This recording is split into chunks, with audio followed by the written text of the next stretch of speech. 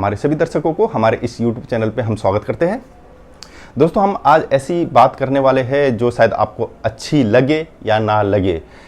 एक तबका इस आवाज़ के खिलाफ है तो एक युवा तबका इस आवाज़ के साथ है। हम बात करने वाले हैं ज्वाला संगरोला। हम किसी का पक्ष भी नहीं लेते और हम किसी के विपक्ष भी नहीं है, लेकिन जो आवाज़ दबाई जाती है, दबाने की कोशिश की जाती है या दबी हुई होती है, उस आवाज़ को हम हमेशा एक आवाज़ देते हैं। हम बात कर रहे हैं ज्वाला संगरोला। जैसे ही इनका नाम है ज्वाला, उनकी आवाज़ में ही ऐसा ही दम है। करप्शन हो या कोई क्राइम हो या किसी गरीब पे कोई अत्याचार हो, उसके लिए चाहे वो सत्ता पक्ष हो या विपक्ष हो, उनके खिलाफ वो अपनी आवाज़ रखती है और उनकी आवाज़ को नेपाल का एक बहुत बड़ा युवा तंत्र फॉलो भी करता है। उनकी आवाज़ पिछले 5 दिन से हम देख नहीं पा रहे, सुन नहीं पा रहे और ये उनकी आवाज़ को दबाने की कोशिश किया जा रहा है सरकारी तंत्र द्वारा। इसमें एक राजनीतिक पक्ष भी देखा जा रहा है। जैसे कि आप जानते हैं, उनको एक अनुसंधान किया जा रहा है, उन पे एक कुछ एलिगेशन लगे हैं और उसकी जांच पड़ताल चल रही है। जैसे कि पहला जो उन पे एलिगेशन लगा था कि उन्होंने किसी ट्रैफिक पुलिस वाले के साथ बदतमीजी की है। दूसरा, किसी एक महिला है खुशबू घिमिरे जी, हम उनका भी सम्मान करते हैं, उन्होंने कुछ आरोप लगाए हैं, उसके बारे में भी बात करेंगे। सबसे पहले बात हम जो रखना चाहते हैं, उन्होंने कोई देशद्रोही का काम नहीं किया, एक डिसरिस्पेक्ट की बात हुई है बस यहाँ पे। उसके लिए एक ऐसी महिला जिनके अगर हम पिछले कामों को देखेंगे, सामाजिक क्षेत्र में ही उन्होंने अपने पूरी लगभग 10-12 साल लगा दिए, ऐसी महिला को आप जांच के घेरे में लाके और बंद कर देते, उनकी आवाज़ को दबा देते। ये कहाँ से न्याय है? ये मैं समझता हूँ ये अन्याय है। उन्होंने कोई किसी की हत्या तो नहीं की, हाँ किसी के चरित्र हत्या हो सकता है, उसके बारे में भी बात करेंगे अभी। लेकिन अभी तक कोई भी आरोप उन पर जो लगे हैं वो साबित नहीं हुए हैं। वो अभी उस पर अनुसंधान चल रहा है। अनुसंधान के आधार पर एक महिला को, एक युवती को आप 5 दिन तक जेल के कटघरे में कैसे बंद कर सकते? वैसे तो बोला जाता है कि नेपाल में अगर रहना हो तो बोला जाता है अगर आप क्राइम करना चाहते हैं, आप भ्रष्टाचार करना चाहते हैं तो नेपाल में राजनीतिक पार्टी ज्वाइन कर लीजिए। ये नेपाल में ना हो कि किसी भी लोकतंत्र देश में बोला जाता है, वहाँ पे बोलने की अधिकार होती है और बोलने के अधिकार का ही गलत फायदा उठाया जाता है।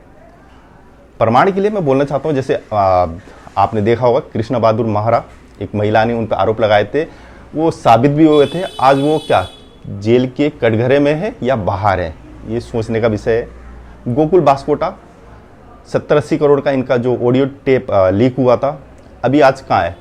आज उनको सरकार ऐसे ही दूसरे भ्रष्टाचार केस की जांच करने का अधिकार देती है। ये हमारा सरकार का तंत्र है। और ऐसे ही कांग्रेस के एक गद्दावर नेता है, इनको भी PACT कुछ केस में एलिगेशन लगे थे और कहा जाता है साबित भी हुआ था, कुछ लेन देन में इनका भी नाम आया था।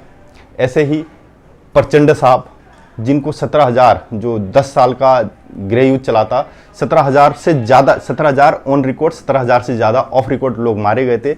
उसमें भी इन्होंने खुद कहा है कि इतने लोगों की मृत्यु का जिम्मेवार मैं हूँ। ऐसे ही दूसरे हमारे विष्णु पौडेल, जो बालूबटार में कुछ ललिता निवास है, प्रधानमंत्री निवास का एक टुकड़ा, ज़मीन का टुकड़ा बेचने का नाम आया था, वो आज कहाँ है? वो भी सरकार में बैठे हैं। ऐसे ही अगर हम बात करें तो किसी टाइम पे नेपाल के गृह मंत्री थे राम बहादुर थापा, जो निर्मला पंत बलात्कार हत्याकांड हुआ था, उनमें इनका भी नाम आया था, इनके परिवार का किसी का नाम आया था। आज वो कहाँ है? तो जिस तरह से हम देखते हैं नेपाल की राजनीति एक क्राइम, करप्शन से जुड़ी हुई है, वो तो आज़ाद घूम रहे। लेकिन एक युवती जिसका लंबा कैरियर जो है समाज सेवी में लगाया, अगर देखा जाए तो नेपाल के किसी भी सामाजिक सहयोग से बनाए गए किसी भी निर्माण की बात करो, किसी को सहायता की गई हो, उसमें इनका नाम अव्वल दर्जे में आता है। ऐसी महिला को आप जांच के घेरे में लेते हो और 5 दिन तक बंदी बना के रखते हो, उनके मौलिक अधिकार छीन लेते हो। और बात करते हैं जो पहला केस लगा है, एक ट्रैफिक पुलिस साहब है, बिल्कुल सम्मान करना चाहिए, सरकारी तंत्र का हम कहते हैं सम्मान करना चाहिए, उनसे डरना चाहिए। लेकिन उनके पास क्या है अधिकार? एक उनकी जो ट्रैफिक पुलिस का अधिकार होता है, गाड़ी को जब्त करने का अधिकार होता है। जिस तरह से आप इस वीडियो में देख सकते हो, जिस तरह से वो उन महिला को वहाँ पे बिहेवियर कर रहे हैं, आपको क्या लगता है ये अधिकार किसने दिया है? ठीक है, उन्होंने कानून तोड़ा, आप उनको कहीं जा रहे होंगे, जल्दीबाजी में होंगे, उन्होंने कानून तोड़ा, गाड़ी भी बंद कर। लेकिन अगर आप कंपेयर करो दूसरे केस से, जहाँ पे बोला गया है कि एक महिला है खुशबू घिमीरे, हम उनका भी सम्मान करते हैं। उन्होंने जिस तरह से उनके साथ अत्याचार हुआ है, जो एलिगेशन लगा रही है, अगर ऐसा हुआ है तो कड़ी सी कड़ी सजाएं मिलनी चाहिए। सिर्फ ज्वाला को क्यों? वो कहती है जिस पुलिस प्रशासन में उनके साथ जिस तरह की एक अमानवीय घटना हुई, पूरा प्रशासन वहीं पे था और देख रहा था। तो ये पुलिस जो एक सामान्य आप ट्रैफिक पुलिस है, उनके पास इतनी पावर है, लेकिन एक पूरा पुलिस तंत्र जो बैठा थाने के अंदर, चौकी के अंदर, वो कैसे मूक दर्शक होकर बैठ गया? उन सभी पुलिस वाले पर कार्रवाई होनी चाहिए। तुम एक महिला को वहां पे निवस्त्र किया जा रहा है और तुम देख रहे हो, ये कौन से पुलिस वाले हैं? इन पे कार्रवाई क्यों नहीं होती? अगर ज्वाला बंद है तो इनके साथ ये सभी पुलिस वाले को भी बंद करना चाहिए। या तो एलिगेशन उठाए, या तो ये पुलिस वाले सबके सब अंदर होने चाहिए। ये मेरी मांग है। हम सब इस पे आवाज उठाना चाहते हैं, क्योंकि आप दोनों तरफ बैलेंस लेके चलना पड़ेगा, डिसबैलेंस कर नहीं सकते। और यहाँ पे डिसरिस्पेक्ट की बात हुई है। किसी देशद्रोही, कोई ज्वाला सिंगरोला कोई देशद्रोही नहीं है, किसी देश को बेचने की बात नहीं करी, कोई ऐसी किसी विदेशी के साथ संधि भी नहीं करी कि देश लूट रहा हो। तो इस तरह से हम चाहते हैं कि जो भी है उनके ऊपर लगाए गए एलिगेशन, ठीक है, जब तक जांच नहीं होती, जब तक साबित नहीं होते, तब तक उनको नजरबंद में रखा जाए और छोड़ दिया जाए, ना कि पुलिस कैटेगरी के अंदर बंद किया जाए। ऐसा नहीं होना चाहिए, क्योंकि वो महिला है, महिला का भी हमें मान सम्मान करना चाहिए। जो दूसरी महिला है उनका भी हम मान सम्मान करते हैं। जिस तरह से उन्होंने एलिगेशन लगाए, उनको भी हम कहते हैं कि थोड़ा संयम से रहे।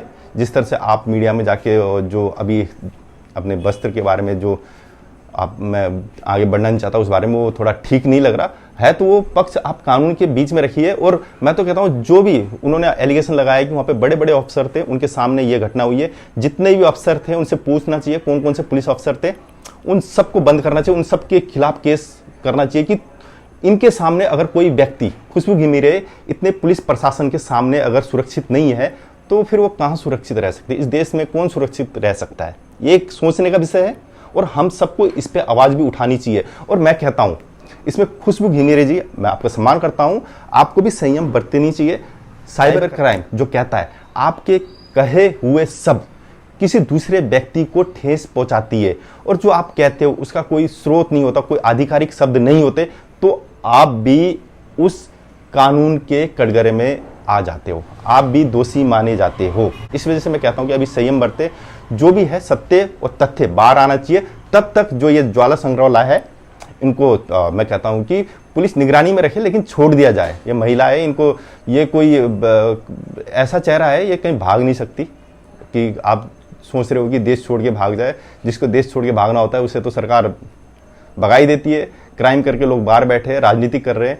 और जैसे मैंने कहा, हमारे सूचना मंत्री जो थे पहले के केस में, मैंने देखा था कि उसमें उनको एक अनुसंधान का एक टीम का मेंबर बना दिया गया है कि उसमें जांच पड़ताल वो भी करेंगे। जिस बंदे पे ऑलरेडी पहले से ही 70-80 करोड़ का एलिगेशन लगाओ, ऑडियो टेप बाहर आया हो, आप ऐसे व्यक्ति को ऐसा अधिकार दे रहे हो, तो वो जांच पड़ताल किस डायरेक्शन में जाएगी ये आप भी सोच सकते हैं, हम भी सोच सकते हैं। इसी के साथ फिर दोबारा एक बार खुशबू घिमीरे, उनको न्याय मिलना चाहिए। कुछ अगर उनके साथ अन्याय हुआ है, जिस व्यक्ति ने किया है, पुलिस प्रशासन जिनके सामने हुआ है, उनको न्याय मिलना चाहिए, बिल्कुल मिलना चाहिए। और ज्वाला संग्रौला, जब तक जो एलिगेशन लगे हैं ये साबित नहीं होते, इनको पुलिस की निगरानी में रखकर बाहर छोड़ देना चाहिए, ना कि पुलिस के कटघरे में बंद करना चाहिए। और इनका अगर पुराना देखेंगे तो ये आवाज़, जिनकी आवाज़ नहीं होती उनको आवाज़ देती है, ना कि कोई क्राइम करती है। और जो भी है एलिगेशन में, और किसी में ज़्यादा टिप्पणी करना नहीं चाहूँगा, ये इशू बन जाएगा। इसी के साथ मैं चाहता हूँ कि सभी इस समय दोनों महिला का साथ दे और हमें आवाज़ उठानी चाहिए। जो भी सत्य है, जो भी घटना हुई है, उसका सच बाहर निकल के आना चाहिए। इसके साथ मैं यहाँ से आपके बीच में से जाना चाहता हूँ। और हमारे चैनल को जो भी सब्सक्राइब है, लाइक है, वो सब कर दीजिए। ऐसे ही जैसे आप अपना साथ दे रहे, आगे भी ऐसे ही साथ हमें देते रहिए। और हम आपके बीच में ऐसे ही जानकारी लेके आएंगे, जिसको दबाई गई हो, छुपाई गई हो, और या दबाने की कोशिश की गई हो। धन्यवाद।